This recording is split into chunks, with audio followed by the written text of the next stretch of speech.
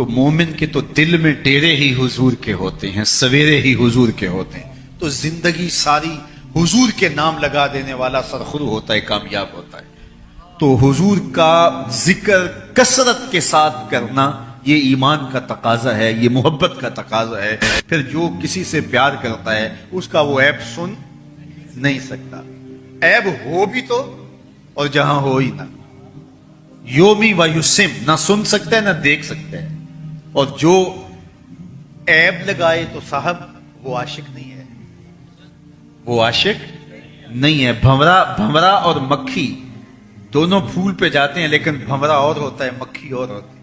محبوبات نکتہ چینی جڑا کرن تو باز نہیں آتا، اصل منافق جانی اس نو وہ جھوٹے پیار جتاتا۔ سانو دسیا عشق دے مفتی جڑا مڑ مڑ پیا فرماوندا، آزم جتھے دل لگ جاوے اتھے عیب نظر نہیں آتا، ہو بھی تو نظر نہیں آتا، اور جہاں ہو ہی نہ۔ خلقت مبرا من کل عیب کأنک قد خلقت کما تشاء۔ آخری بات تو میری گفتگو اختتام کو پہنچی، جس سے پیار کیا جاتا ہے اس کی بات مانی جاتی ہے۔ سب سے بڑا تقاضا محبت کا اطاعت محبوب ہے۔ میں اور آپ یقیناً حضور سے پیار کرتے ہیں، لیکن ہمارا پیار اتنی دیر تک کامل نہیں ہوگا، ہمارا عشق اتنی دیر تک اکمل نہیں ہوگا، ہماری محبت اس وقت تک کامل نہیں ہوگی جب تک حضور کی اطاعت ہماری محبت کی نتیجہ خیزیوں میں شامل نہیں ہوگی۔ میرے حضور علیہ الصلوۃ والسلام سے پیار کرنے والوں، آؤ اپنی زندگی کو حضور کے پیار کے رنگ میں رنگو۔ میرے استاد فرمایا کرتے تھے، یہ نہ ہو کہ لوگ تمہیں پوچھیں تم کون ہوتے اور تمہیں بتانا پڑے ہم مسلمان ہوتے۔ فرمایا کرتے تھے کہ یہ نہ ہو کہ لوگ تمہیں پوچھیں اور تمہیں بتانا پڑے۔ فرمایا کرتے تھے، نہ کسی کو پوچھنا پڑے نہ تمہیں بتانا پڑے، تمہاری وضع قطع، طرز زندگی، انداز معاشرت ایسا ہونا چاہیے تم دور سے آ رہے ہو، لوگ پہچان کے کہیں وہ دیکھو محمد عربی کا غلام آ رہا۔ نور آنکھوں میں تو چہروں پہ اجالے ہوں گے، مصطفیٰ والوں کے انداز نرالے، دور سے پہچانے جائیں حضور کا غلام، شکل ہی بتائے یہ حضور کا نوکر ہے، وضاقتہ بتائے یہ حضور کا نوکر ہے۔ یار حضور کوئی حکم دیں وہ تو بڑی بات ہے، محب کیسے ٹال سکتا ہے؟ محب تو صرف محبوب کی منشا کو دیکھتا ہے۔ مدینہ المنورہ کی گلی سے حضور گزر رہے ہیں، ایک ایسا مکان بن رہا تھا جس طرز کو حضور پسند نہیں کرتے تھے۔ حضور نے رک کے پوچھا یہ کس کا ہے؟ کہا فلاں انصاری کا ہے۔ کچھ نہیں کہا حضور چلے گئے۔ کسی نے جا کے انصاری صحابی کو بتایا، حضور گزرے تھے، تیرا مکان دیکھا تھا، چہرے پہ پسندیدگی کے آثار نہیں آئے۔ اس نے کہا اچھا، کہا ہاں۔ 2-4 دن کے بعد حضور کا دوبارہ گزر ہوا، مٹی کا ڈھیر پڑا ہوا تھا، ملبہ پڑا ہوا تھا۔ فرمایا بلاؤ، اس کو بلایا، کہا میں گزرا تھا، تیرا مکان دیکھا تھا، آج کیا دیکھا؟ کہا حضور میں نے گرا دیا۔ فرمایا کیوں؟ کہا سنا تھا آپ کو پسند نہیں، سنا تھا آپ کو پسند نہیں۔ میں اور آپ دیکھیں ہمارا کیا کیا حضور کو پسند، سر سے لے کر پاؤں تک ہمارا کیا کیا حضور کو پسند، عقیقے سے لے کے ولیمے تک ہمارا کیا کیا حضور کو پسند، نجی زندگی سے لے کے امور سیاست تک ہمارا کیا کیا حضور کو پسند نہیں۔ محمد دی زیارت، محمد دے رنگ وچ اپنی زندگی کو ان کی محبت کے سانچے میں ڈھال لو۔ یاری لا تو پاک نبی سنگ، اے پر پوری یاری، پھر درود قبول ہے تیرا لاکھ نالو ایک واری۔ اپنا طرز زندگی ان کی محبت کے سانچے میں ڈھال لیا جائے۔ بحرین سے غالباً کوئی صاحب آئے، حضور کو انہوں نے سلام پیش کیا تو حضور نے جواب نہیں دیا، تو صحابہ سے پوچھا کہ کوئی وجہ ہے ناراضگی کی جو میں نہیں جانتا، تو آپ بتا سکتے ہیں کہ حضور کس وجہ سے میرے سے ناراض ہیں؟ انہوں نے کہا یہ تم نے سونے کی جو انگوٹھی پہنی ہے یہ مردوں کے لیے حرام ہے، اور حضور اس کو آتش دوزخ کا انگارہ قرار دے چکے، یہ گناہ بے لذت تم کر رہے ہو، تو مردوں کے لیے سونا چاندی جائز نہیں ہے۔ 4.5 ماشے سے کم مقدار کی ایک انگوٹھی چاندی کی جائز رکھی گئی ہے۔ جو مختلف طرح کی چینز پہن لیتے ہیں اور یہ عورتوں کی طرح مرد زیور پہن لیتے ہیں، شریعت اس کی اجازت نہیں دیتی۔ تو اس کے ہاتھ میں چونکہ انگوٹھی تھی سونے کی، تو کہا کہ شاید حضور کی ناراضگی کا سبب یہ ہو۔ تو آگے بڑا، انگوٹھی اتار کے حضور کو پیش کرتے ہوئے کہا حضور کیا اس وجہ سے ناراض ہے؟ आका करीम ने अंगूठी पकड़ी और यूं फेंक दी। नाराजगी की वजह वही थी, खत्म हो गई, बैठ गया, मजलिस चलती रही। जब इख्तिताम को मजलिस पहुंची, लोग घरों को पलटे तो वो भी उल्टे पहुंच चला। तो किसी ने कहा वो अंगूठी तो उठा लो, तुम तो नहीं पहन सकते, शर्म, तुम्हारी बीवी तो पहन सकती है, सोने की अंगूठी और कीमती है। तो सहाबी ने क्या कहा, सुन ली, वल्लाहि ला आखुजु वक़द तरहु रसूलुल्लाह सल्लल्लाहु अलैहि वसल्लम, अल्लाह की कसम मैं इस अंगूठी को कभी भी नहीं उठाऊंगा जिसको मेरे हुजूर ने फेंक दिया। साहब जरा गौर कीजिए, अपनी जिंदगियों का जायजा लीजिए, मैं भी लूं और आप भी लूं। ये तकरीर मैं आसानी से कर लेता हूं और आप भी आसानी से सुन लेते हैं, लेकिन हमारी शरीयत हमसे अमल मांगती है। मेरे से मेरी शरीयत, मेरा दीन मुझसे अमल मांगता है, आपसे भी दीन अमल मांगता है। इसलिए मैं देखूं कि जिस चीज को मेरे हुजूर ने फेंका है, क्या कहीं किसी मरहला जिंदगी में हमने कहीं उसको सीने तो नहीं लगाया? अगर सीने पे लगाया है तो फिर उसको देखें कि हम खड़े कहां हैं। तो आइए मैं और आप अपने आप को उनकी मोहब्बत के रंग में इस तरह रंगें कि दूर से पहचाने जाएं कि हम हुजूर के गुलाम हैं, हम हुजूर के नौकर हैं और उनका प्यार जिंदगी का सरमाया है। और अरसा हयात का एक एक लम्हा उनके नाम लगा दो। इकबाल के सारे कलाम का रस न छोड़ूं तो ये खुलासा निकलता है कि मोहम्मद से वफा तूने तो हम तेरे हैं। ये जहां चीज है क्या, लौहो कलम तेरे हैं। इकबाल ने कहा कि हुजूर से अगर वफा करो तो फिर कलम भी तुम्हें दे देंगे, तख्ती भी तुम्हें दे देंगे, जो लिखना हुआ खुद ही लिख लेना। फिर तेरी तकदीर के फैसले वाशिंगटन में नहीं होंगे, बल्कि खुदा बंदे से खुद पूछेगा बता तेरी रिजा क्या है। लेकिन शर्त है कि वफा का सिलसिला हुजूर से जुड़ जाना चाहिए। अल्लाह मुझे आपको अपनी पनाहों का हिसार दे, दुनिया आखिरत की बहारें हम सबको नसीब करे। वक्त तेजी के साथ गुजर गया, मुझे ज़हूरी अलैहिर्रहमा याद आए, जी चाहता है इस रात नू मैं महशर दी फजर तक रोक लवां। जी चाहता है इस रात नू मैं महशर दी फजर तक रोक लवां, जे वस चले मेरा ते सोने नू हशर तक रोक लवां। न नजरे करम दी जात मुक्के, ना ए बात मुक्के, ना ए रात मुक्के, मगर दिल के अरमा न पूरे हुए थे अभी, ये गजब हो गया। आया अलम तरा अन्नल्लाह यस्जुदु लहू मन फिस समावाति व मन फिल अर्द, क्या तुमने नहीं देखा कि अल्लाह के लिए सजदा करते हैं जो आसमानों में हैं और जो जमीन में हैं।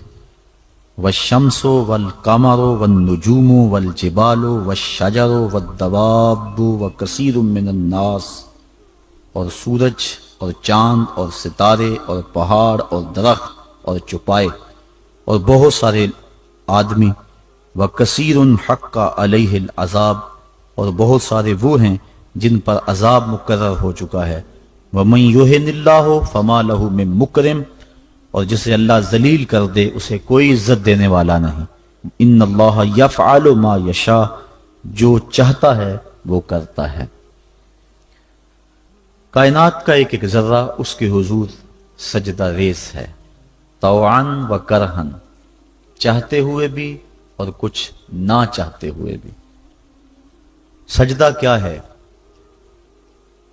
हजरत इमाम राग़िब अस्फ़हानी मुफरदात कुरान में बयान करते हैं, अस्सजदा तो फिल अस्ल अत्तज़ल्लुल, सजदा असल में झुकने को कहते हैं, लेकिन शरीयत इस्लामिया की इस्तिलाह में वज़उल जबहा बिकस्दिल इबादा, इबादत की नीयत से पेशानी को रख देना सजदा कहलाता है। हजरत इमाम फखरुद्दीन राजी सजदे के दो माने बयान करते हैं इस आयत करीमा के तहत, एक इनकियाद और दूसरा यही वज़उल जबहा वाला माना, इबादत के लिए पेशानी रख के सुबहान रब्बियल आला के जो नगमे अलाप पे जाते हैं, सजदे का दूसरा मफहूम ये है। इनकियाद का माना यह है कि पूरी कायनात अल्लाह के हुक्म की पाबंद है, इंसान को उसने इख्तियार दे रखा है, बाकी कायनात का एक एक जर्रा जो है वो जो कहता है वही करता है। انسانوں میں سے بہت سارے لوگ اس کے حکم کے پابند ہیں، اور کچھ لوگ ایسے ہیں کہ جو اس کے حکم کی دنیا پہ پرواہ نہیں کرتے۔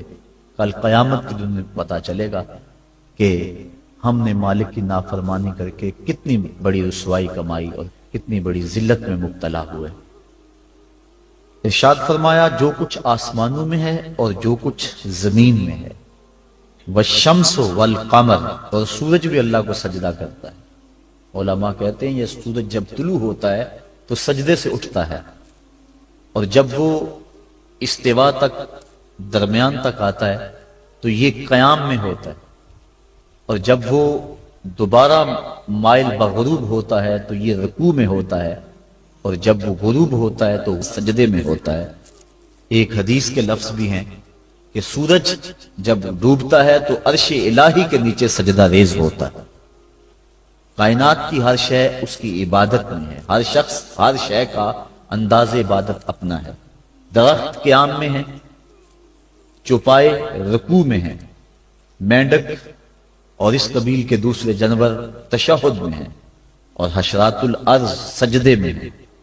انسان کی عبادت کو ساری عبادتوں کا مجموعہ قرار دے دیا گیا، اور اس کو کہا تو چونکہ اشرف المخلوقات ہے تو ایسی عبادت کر جس میں سب کی عبادتیں شامل ہو جائیں۔ درختوں کی طرح تیری عبادت میں قیام بھی ہو، چوپایوں کی طرح تیری عبادت میں رکوع بھی ہو، اور مینڈکوں کی طرح تیری عبادت میں تشہد بھی ہو، اور حشرات الارض کی طرح تیری عبادت کے اندر سجدے بھی ہوں۔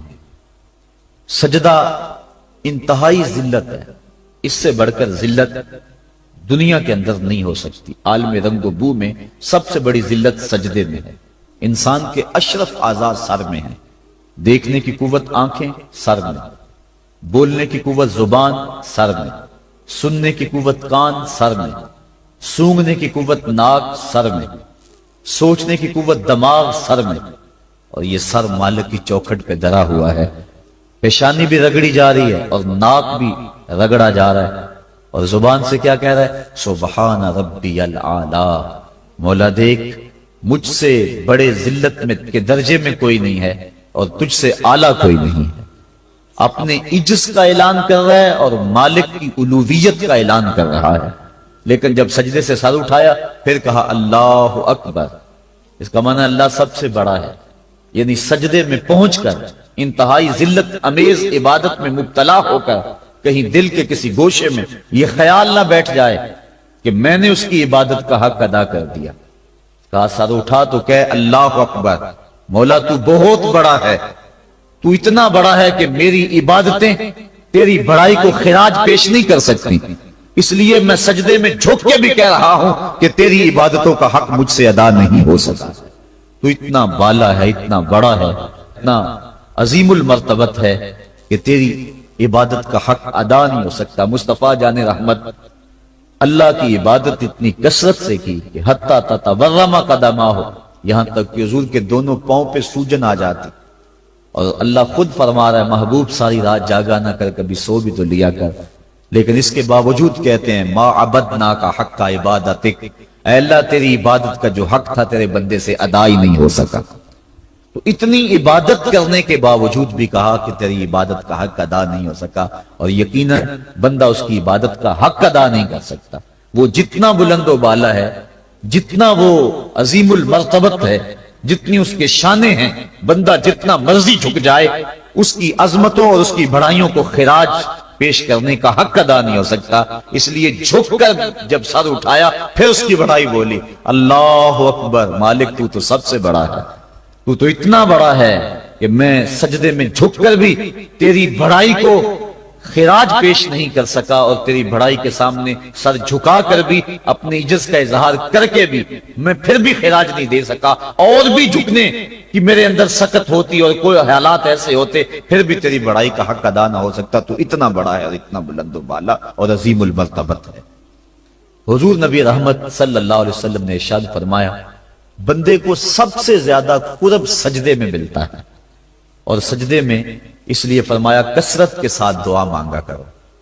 اور ایک روایت کے لفظ ہیں کہ جب بنی آدم اولاد آدم سجدے میں سر رکھ کے سبحان ربی العالی کے نغمے الاپتی ہے تو شیطان پیٹتا ہے، روتا ہے، چیختا ہے کہ مجھے سجدے کا حکم دیا گیا اور میں نے انکار کر کے اللہ کی ناراضگی مول لے لی اور جہنم کا حقدار بنا، اور اس کو سجدے کا حکم دیا اور اس نے سجدہ کر کے اللہ کی رضا حاصل کر لی اور جنت کا حقدار بن گیا۔ شیطان کو ایک سجدے کا حکم دیا گیا تھا لیکن اس نے اس ایک سجدے سے بھی انکار کر دیا۔ فرشتوں کو ایک سجدے کا حکم دیا گیا تھا لیکن انہوں نے 2 سجدے کیے۔ یہ جو ہم بھی نماز پڑھتے ہیں، ارشاد ہے ورکعوا واسجدوا، رکوع کرو اور سجدہ کرو، تو اسی طرح کا حکم ورکعوا ہے اور اسی طرح کا حکم واسجدوا ہے۔ رکوع کرو اور سجدہ کرو، رکوع ہم ایک کرتے ہیں، سجدے 2 کرتے ہیں، یا تو پھر رکوع بھی 2 کیا کریں یا پھر سجدہ بھی ایک کیا کریں، چونکہ امر ہے امر، اور امر تکرار کا تقاضا نہیں کرتا اور نہ اس کا احتمال رکھتا ہے۔ میں آپ کو ایک بات کہوں تو ایک مرتبہ آپ اس کو تسلیم کر لیں جو امر کی تعمیر ہوگی، تو امر تکرار کا تقاضا نہیں کرتا، تو کہا گیا سجدہ کرو تو ایک سجدہ کرنا واجب تھا لیکن ہم سجدے 2 کرتے ہیں۔ تو علماء کہتے ہیں کہ جب فرشتوں نے سجدے میں پیشانی رکھی اور سبحان ربی العالی کے نغمے الاپے اور سجدے سے سر اٹھایا، دیکھا کہ ایک اکڑا کھڑا ہے، پھر دوبارہ سجدے میں سر رکھ کے سبحان ربی العالی کہنا شروع کر دیا، میرے مالک تیرا شکر تو نے ہمیں سجدے کی توفیق عطا فرما دی۔ اس لیے سجدے 2 ہو گئے اور رکوع 1 رہا۔ سجدہ انتہائی ذلت ہے اور عبادت کا انتہائی درجہ ہے۔ سجدے میں سر رکھ کے جو دعا مانگی جائے اللہ اس دعا کو رد نہیں کرتا۔ شیطان نے اللہ کے روبرو اس کی عزت کی قسم کھا کے کہا، مجھے تیری عزت و جلالت کی قسم، میں تیرے بندوں کو تیرے تک نہیں پہنچنے دوں گا، ان کے دائیں سے آؤں گا، ان کے بائیں سے آؤں گا، ان کے آگے سے آؤں گا، ان کے پیچھے سے آؤں گا، ان کی چاروں سمتیں گھیر لوں گا اور ان کو تیرے تک نہیں پہنچنے دوں گا۔ حضور فرمایا ظالم 2 رستے بھول گیا، کوئی بندہ سجدے میں پیشانی رکھ کے اس کو پکارتا ہے تو مالک اس کو بھی رستہ عطا فرما دیتا ہے، اور کوئی ہاتھ اٹھا کے دعا مانگتا ہے تو مالک اس کی بھی رد نہیں فرماتا، بلکہ حدیث کے لفظ ان ربکم حیی کریم یستحیی من عبدہ اذا رفع یدیہ ان یردہما صفرا، تمہارا رب سخی بھی ہے، زندہ بھی ہے، کریم بھی ہے۔ بندے جب اس کے سامنے ہاتھ پھیلا کے دعا مانگتے ہیں اللہ فرماتا ہے مجھے شرم آتی ہے ان کے اٹھے ہوئے ہاتھوں کو خالی کیسے موڑ دو۔ تو بندے اس کے حضور جب مانگیں، مطالبہ کریں تو مالک بندوں کی دعاؤں کو قبول کرتا ہے۔ تو یہ 2 راستے کھلے ہوئے ہیں، ہاتھ اٹھا کے دعا مانگیں یا سجدے میں سر جھکا کے دعا مانگیں، تو مالک اپنے بندوں کی دعا کو قبول فرماتا ہے، شرف قبولیت بخشتا ہے۔ سجدہ بندگی کا اظہار ہے، اور انسان جتنے مرضی مرتبہ کمال پہ پہنچ جائے اس کے لیے اعزاز یہ ہے کہ وہ بندہ ہو۔ حضور معراج کی قربت خاص میں جب پہنچے اور مالک نے اپنے محبوب سے پوچھا بما اشرفک یا احمد، پیارے بتا تجھے کس چیز سے نوازا جائے، تو اس قرب خاص میں محبوب نے کیا انتخاب کیا اور کس چیز کا مطالبہ کیا۔ حضرت امام غازی نے لکھا، اور بھی علماء نے، ملا جیون تفسیرات احمدیہ میں لکھتے ہیں کہ حضور نبی رحمت صلی اللہ علیہ وسلم نے اس قرب خاص میں اللہ کی بارگاہ میں عرض کی بنسبتی الیک شرفنی بالعبودیہ، اے اللہ ساری زندگی سجدوں میں پیشانی رکھ کے میں کہتا رہا ہوں کہ تو میرا اللہ ہے، آج تو بھی تو کہہ دے کہ تو میرا بندہ ہے، تو مجھے بندہ کہہ کے پکار دے۔ بندگی میں جو مزہ ہے بندے کے لیے اس سے بڑا اور کوئی اعزاز ہو ہی نہیں سکتا۔ حضرت غوث اعظم شیخ عبد القادر جیلانی رحمۃ اللہ تعالی علیہ فرماتے ہیں کہ ولایت میں سب سے کمال مرتبہ جو بندے کو نصیب ہوتا ہے وہ مقام بندگی ہے۔ بندگی وہ دولت ہے کہ جو بندے کو کائنات کی قوتوں کے سامنے سینہ سپر ہونے کی قوت دیتی۔ جب خدا کے سامنے بندہ جھک جاتا ہے تو پھر کسی اور کے آگے نہیں جھکتا۔ یہ درس ہے توحید کا، یہ سبق ہے سجدے کا۔ اللہ کو سجدہ کرنے والا کسی اور کے آگے پیشانی نہیں جھکا سکتا، اور اگر کوئی اللہ کو بھی سجدے کرتا ہے اور کسی اور کے آگے بھی پیشانی جھکاتا ہے تو اس نے سجدے کی روح کو سمجھا ہی نہیں۔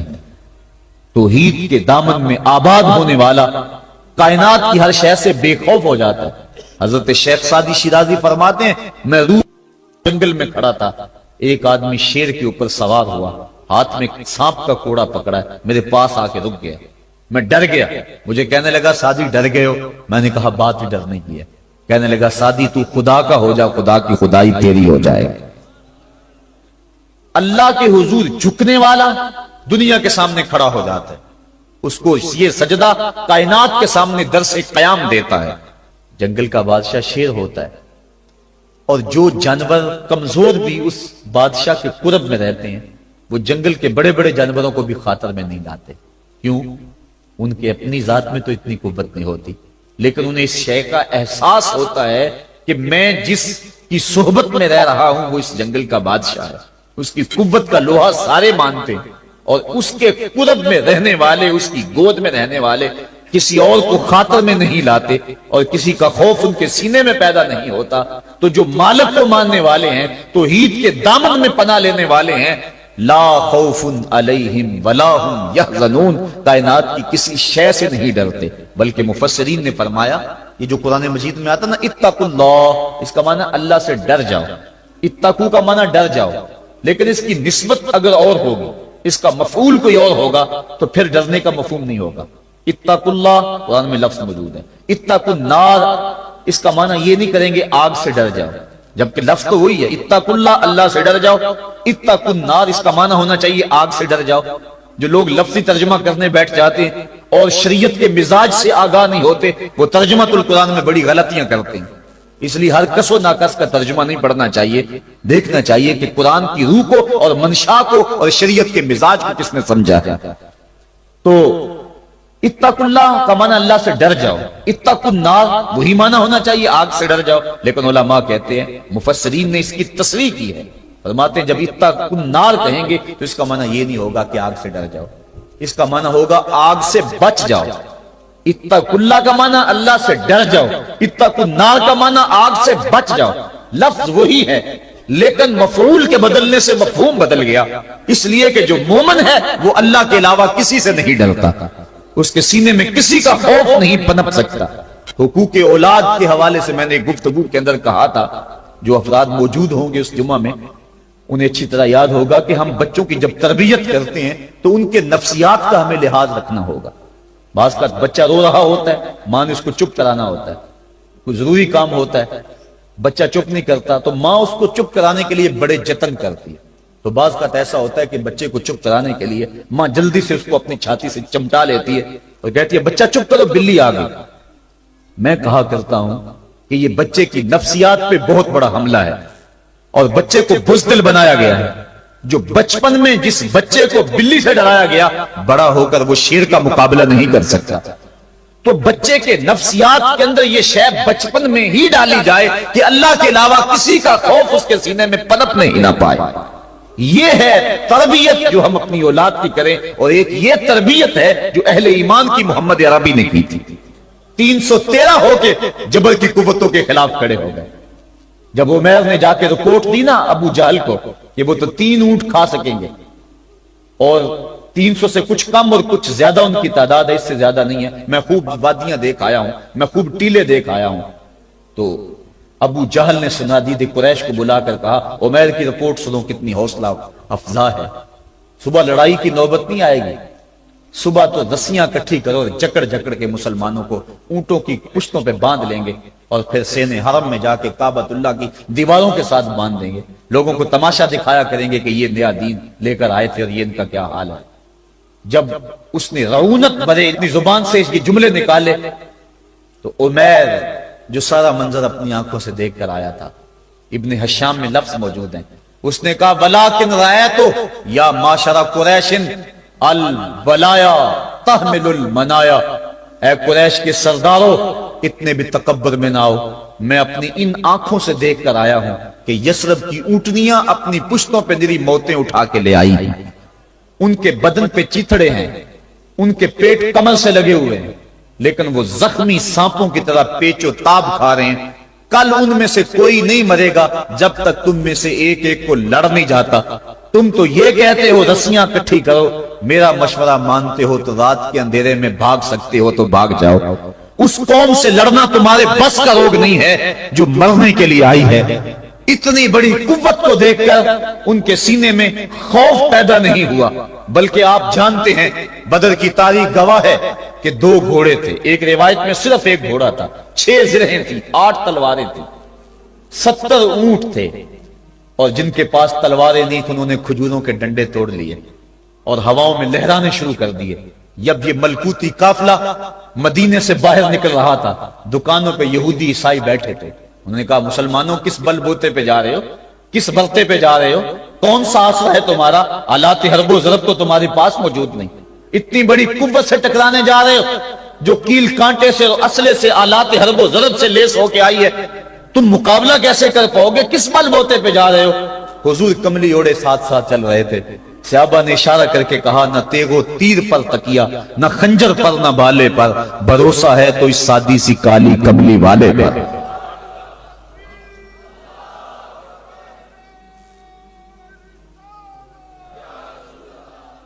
اب اس ماحول میں جبکہ کفار پورا لاؤ لشکر لے کے آئے اور ابو جہل نے کہا اعلان کر دو لنا عزا ولا عزا لکم، یہ ان کے بت کا نام ہے، ہمارے پاس عزا ہے تمہارے پاس عزا نہیں، ہمارے پاس لات ہے تمہارے پاس لات نہیں، ہمارے پاس منات ہے تمہارے پاس منات نہیں، ہمارے 360 خدا اور تمہارا ایک خدا، مقابلہ ہی کوئی نہیں۔ اس نے کہا کھڑے ہو کے اونچی جگہ پہ کہا اپنے نقیب کو اعلان کرو لنا عزا ولا عزا لکم۔ حضور کے کانوں میں آواز پڑی، فرمایا علی تم بھی اونچے ٹیلے پہ کھڑے ہو جاؤ اور تم ان کو جواب میں کہو اللہ مولانا ولا مولا لکم، اللہ ہمارا مولا ہے تمہارا مولا کوئی نہیں ہے۔ اور پھر حضور نے سجدے میں سر رکھ دیا۔ سجدہ اتنی بڑی قوت ہے، ہزاروں ایٹم بمبوں کے اندر وہ قوت نہیں ہے جو سجدے کے اندر طاقت رکھ دی۔ آج دنیا سے ہم ڈر رہے ہیں اس لیے کہ ہمارے سجدے چھن گئے ہیں، ہمارے سجدوں کی آبرو چھن گئی ہے، ہمارے سجدوں میں وہ حرارت اور گرمی نہیں رہی، وہ رقت اور وہ نرمی نہیں رہی۔ بدر کا میدان ہے، 1000 کا لشکر جرار مقابلے میں ہے اور وہ پورے لاؤ لشکر کے ساتھ ناز و تفاخر کے اندر مسلمانوں کو ملیا میٹ کر دینے کے جذبوں سے دانت پیس رہے ہیں کہ آج مسلمانوں کو کچا چبا دیں گے۔ مسلمانوں کے ساتھ پاس صرف 8 تلواریں اور ان کے بطن میں کھانے کے لیے کچھ نہیں، جس کھجور کو چوس کے روزہ رکھتے ہیں اسی کھجور کو چوس کے روزہ افطار کرتے ہیں۔ یہ حالت مسلمانوں کی، بدن پہ چتھڑے لگے ہوئے کپڑے ہیں، عجیب حالت ہے۔ پھر کون سا آسرا تھا جو مسلمانوں کے کام آیا؟ مصطفیٰ کریم نے مسجد عریش میں سجدے میں پیشانی جھکا دی۔ حضرت ابو بکر صدیق رضی اللہ تعالیٰ عنہ فرماتے ہیں میں حضور کے ساتھ تھا، ساری رات مصطفیٰ روتے رہے، آنکھوں میں آنسو ہیں، حضور کی چادر سر انور سے سلٹ کے حضور کے کندھوں پہ آ جاتی، پھر کندھوں سے پشت پہ آ جاتی، میں اٹھا کے حضور علیہ السلام کے سر پہ رکھتا اور کہتا حضور بس کرو۔ حضور بار بار روتے اور اللہ کی بارگاہ میں سجدے میں سر ڈال کر التجائیں کرتے۔ لفظ کیا تھے محبوب کی زبان پہ؟ آج تک ایسی ناز والی دعا کسی نے نہیں کی ہے جی جیسی دعا مصطفیٰ جان رحمت نے کی۔ مصطفیٰ کریم سجدے میں سر رکھا ہے اور کیا کہا اللہم ان تہلک ہذہ العصابہ لم تعبد فی الارض ابدا، میرے مالک میں نہیں کہتا کہ ان لوگوں کو بچا لے، دیکھ میری زندگی کی کمائی یہی 313 ہے جو میں تیری چوکھٹ پہ لے کے حاضر ہو گیا ہوں، میری زندگی کا کل اثاثہ، میری زندگی کا کل سرمایہ کوہ ابو قبیس پہ کیے گئے درسوں کا نتیجہ، عکاظ کی منڈی کے اندر دیے گئے درسوں کا نتیجہ، اور ذی المجال کے میلے میں تیرے دین کی تبلیغ کا نتیجہ، طائف کے بازاروں میں پتھر کھا کھا کے جو تبلیغ کی اس کا نتیجہ، رستے میں گڑے، رستے میں بچتے ہوئے کانٹے، اور مکے کے بازاروں میں میرے بدن کے اوپر پڑتی ہوئی اوجریاں، میں نے پھر بھی تیرا کلمہ بلند کیا۔ میرے مالک میری پوری زندگی کا گداز، میری پوری زندگی کا سرمایہ، میری زندگی کے آنسو، میری زندگی کا رونا سینے حرم کے اندر کعبۃ اللہ کی چھاؤں کے میں سجدے کر کر کے، کوئی کبھی میں نے عمر مانگا،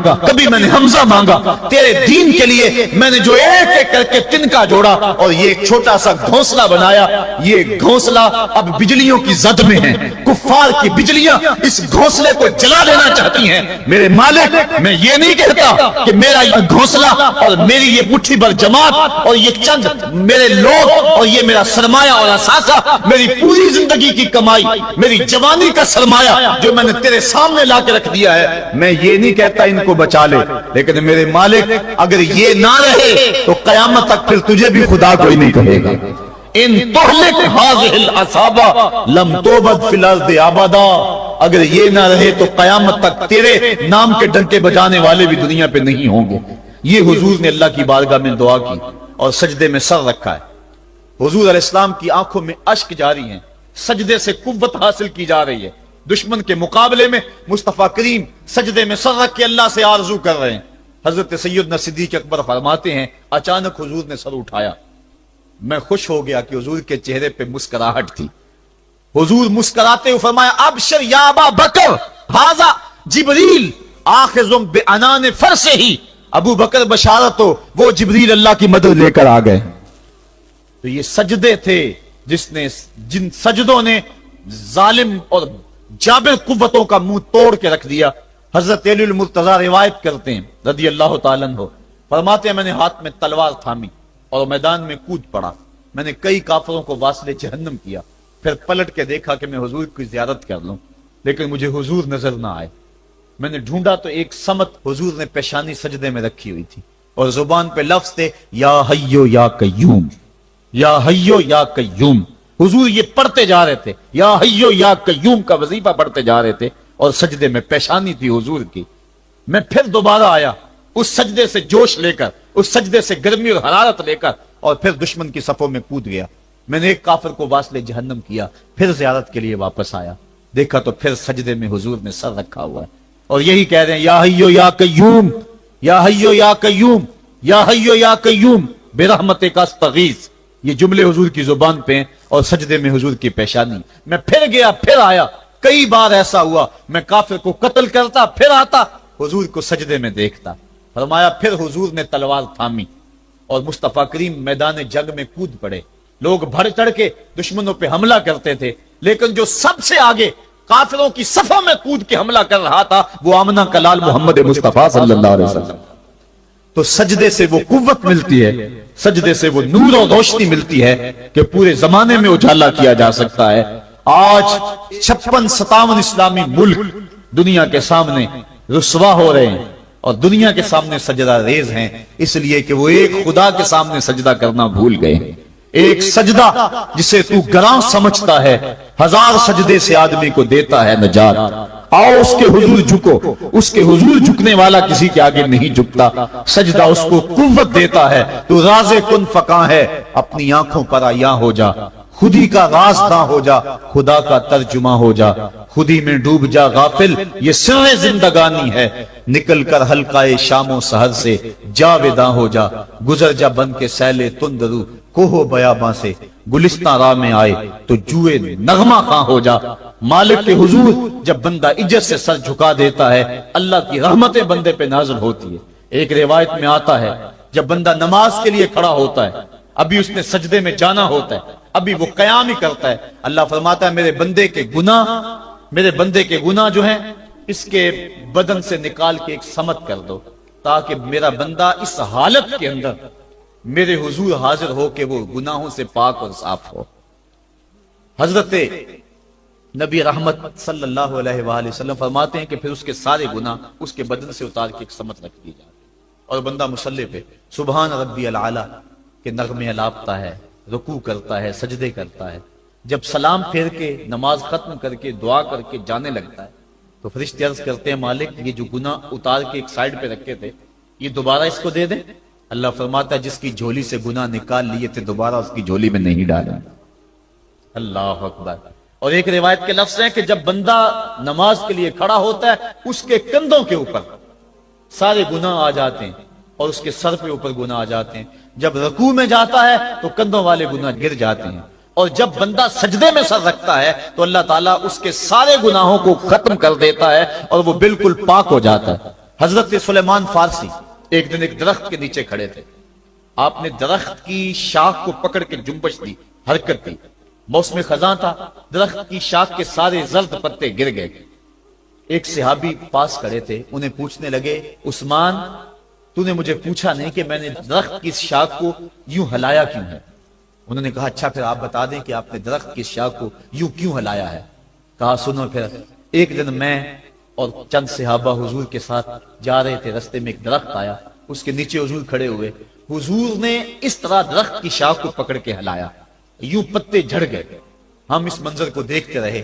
حضور علیہ الصلوۃ والسلام نے فرمایا سلمان فارسی تو نے مجھے پوچھا نہیں کہ میں نے اس درخت کی شاخ کو یوں کیوں ہلایا ہے؟ تو میں نے عرض کی حضور آپ بتا دیں کہ آپ نے کیوں ہلایا ہے؟ فرمایا سلمان جس طرح اس درخت کی شاخ کو ہلایا گیا اور سارے پتے جھڑ گئے، جب کوئی بندہ سجدے میں سر رکھتا ہے، نماز پڑھتا ہے، اس کے سارے گناہ دھل جاتے ہیں اور وہ پاک اور صاف ہو جاتا ہے۔ ایک دن فرمایا صحابہ اگر کوئی بندہ اس کے گھر کے سامنے سے نہر گزرتی ہو اور وہ دن میں 5 مرتبہ اس نہر کے اندر غسل کرے تو بتاؤ اس کے بدن کے اوپر کوئی میل کچیل رہ جائے گا؟ عرض کی نہیں۔ فرمایا اس طرح جو 5 نمازیں پڑھتا ہے اس کے بدن کے اوپر گناہوں کا میل نہیں رہتا۔ فرمایا الصلاۃ معراج المومنین، نماز مومنوں کا معراج ہے۔ عماد الدین الصلاۃ، نماز دین کا ستون ہے۔ حبب الی من دنیاکم ثلاث الطیب والنساء وجعلت قرۃ عینی فی الصلاۃ، مجھے تمہاری دنیا سے صرف 3 چیزیں پسند ہیں، خوشبو، منکوحہ بیویاں، اور میری آنکھوں کی ٹھنڈک نماز میں رکھی ہے۔ اور حضور نے یہ بھی ارشاد فرمایا من ترک الصلاۃ متعمدا فقد کفر، جس نے جان بوجھ کے نماز چھوڑی گویا اس نے کفر ہی تو کیا، یعنی کافروں والا کام کیا۔ حضرت امام فخر الدین رازی نے تفسیر کبیر میں لکھا حافظوا علی الصلوات والصلاۃ الوسطی، اس آیت کریمہ کے تحت ایک عورت مدینے کی گلیوں میں چیخ رہی ہے اور کہنے لگی مجھے حضور کے در کا پتہ بتاؤ۔ حضور کی چوکھٹ کا پتہ بتلایا گیا، وہ حاضر ہوئی۔ آقا کریم صلی اللہ علیہ وسلم کی خدمت میں عرض کی حضور میرا خامد سفر پہ گیا ہوا تھا اور میں نے اس کی عدم موجودگی کے اندر زنا کر لیا، حمل ٹھہر گیا، اور جو بچہ پیدا ہوا میں نے مارے شرم کے اس بچے کو سرکے کے مرتبان میں ڈال دیا، اور پھر اسی سرکے سے میں لوگوں کو فروخت کرتی رہی ہوں۔ اب جب کہ میرا ضمیر جاگا ہے میں آپ کی خدمت میں حاضر ہوئی، مجھے بتایا جائے کہ میرے گناہ کا بھی کوئی کفارہ ہے۔ حضور نے ارشاد فرمایا جو تو نے زنا کیا ہے اس کی سزا رجم ہے کیونکہ تو شادی شدہ ہے، اور جو تو نے بچے کو قتل کیا ہے قتل کی سزا قتل ہے، اور جو تو نے سرکہ بیچا ہے فقد ارتکبت کبیرہ، تو نے کبیرہ گناہ کیا ہے، اس کی سزا تو قیامت کے دن پائے گی۔ اس کے بعد حضور فرمایا ان تینوں گناہوں کی یہ سزا ہے، لیکن جس طرح تو گھبرائی ہوئی آئی تھی میں تو یہ سمجھا تھا شاید تیری نماز اثر قضا ہو گئی ہے۔